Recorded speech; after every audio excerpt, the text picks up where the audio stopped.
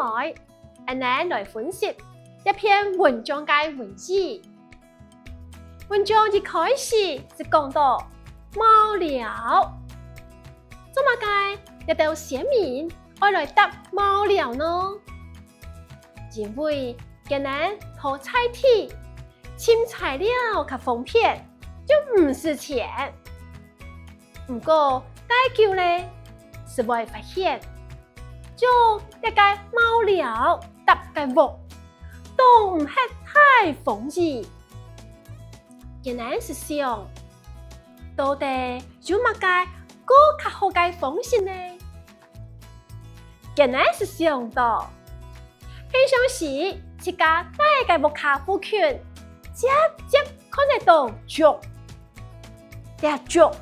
同貓相比，竹較硬強，就有韌性。今日是想到我用竹並理來結壁牆，不過竹咩沒有碰。今日是想我用上來解嘅呢，是想到平常時生活中是識得尋到嘅黏呢，一個黏呢是係很難講嘅陶土，它本身就有一定的粘性，所以嘅黏呢是識得來將竹咩嘅碰過密，壁牆是會較堅固。過後是開始由牙做出來咧，一道基面是想，牙當初是得懂得吃太豐太細哦，不過用牙做福得較重，今日又想用竹咩做個壁，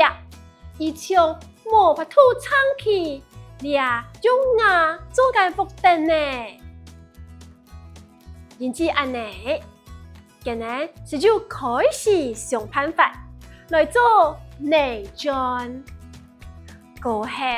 將各種一塊一塊嘅內磚來結內磚壁，結果今日發現內磚壁就動到有點呢，唔單止